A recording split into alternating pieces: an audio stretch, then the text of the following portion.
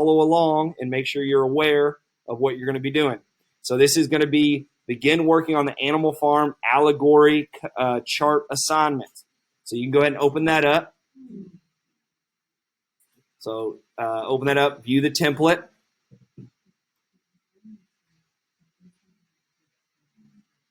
So go ahead and open up the Animal Farm allegory chart assignment. And we've been talking, we looked in our chem chart, we talked about it today, that Animal Farm is an allegory, okay? And an allegory is a story that has characters that are symbolic of historical characters. So our characters in Animal Farm are going to align with characters in history, okay? And I've already given you who they align with. So if you look at this, it says Animal Farm allegory chart assignment, and everybody should have this up. And it says identify the character from the novel, connect to a character from the communist Russia, and explain reasoning. And some of these are characters, some of them are historical ideas, but you'll see as we go. Now, we haven't read the book yet, so you don't know these characters yet. That's okay. You're going to skip the left side. What I want you to do is on the right side, I want you to go through the characters that we've covered, which that's Tsar Nicholas, Karl Marx, the proletariat, the bourgeoisie, Trotsky, Stalin, and communism, okay? And I have that on the agenda. If you look at the agenda, it gives you the ones that I want you to make sure to cover today. So Nicholas, Marx, proletariat, bourgeoisie, Trotsky, Stalin, communism. And I want you to go through, and if you're looking at the agenda, use your notes from the Russia Before Revolution, the Bolshevik Revolution and Civil War, and your chem chart to go in and provide me some information about these historical figures, okay? So let's do Tsar Nicholas together, okay? So everybody should be doing this. So what are some historical things you remember about Tsar Nicholas? How did Tsar Nicholas do in World War I? Was he a good leader, a bad leader? What was he? Wyatt says he was a bad leader in World War I. So yeah, we're going to put that bad leader in World War I. And he allowed for millions of Russians to die. Specifically on the battlefield, if we're going to be more specific.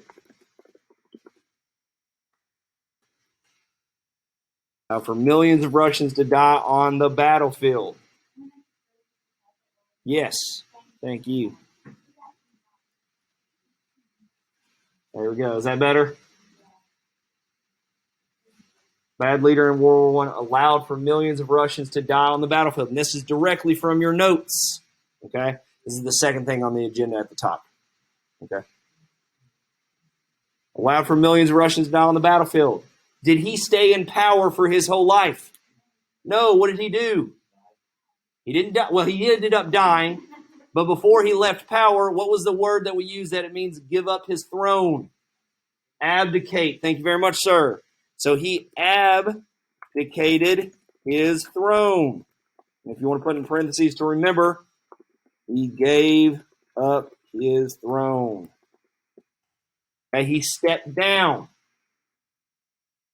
and gave up his throne.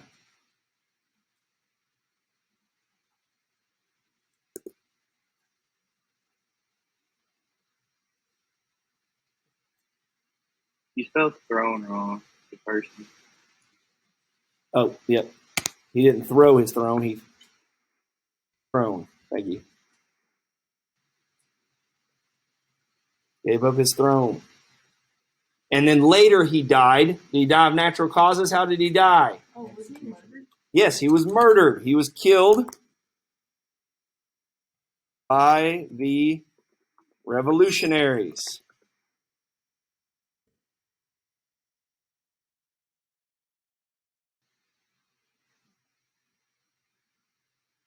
When he was in sorry, I'll slow down. And everybody at home should be following along with us, writing this down.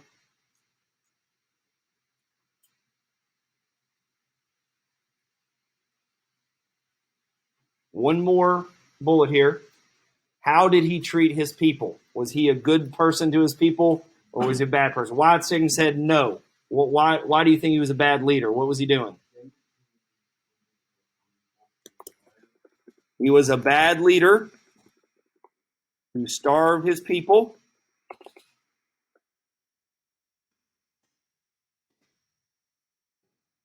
And was corrupt. So we're just putting a few bullets here. And was corrupt. We're just putting a few bullets here to kind of like summarize who this character or idea was. And you're going to do that just did it for Tsar Nicholas. Now you're going to go and do 3 or 4 bullets for Karl Marx, the proletariat, the bourgeoisie, Trotsky, and Stalin. So you all at home are going to finish this. You all in here are going to do this on Thursday because we're going to go a different path while you're in here.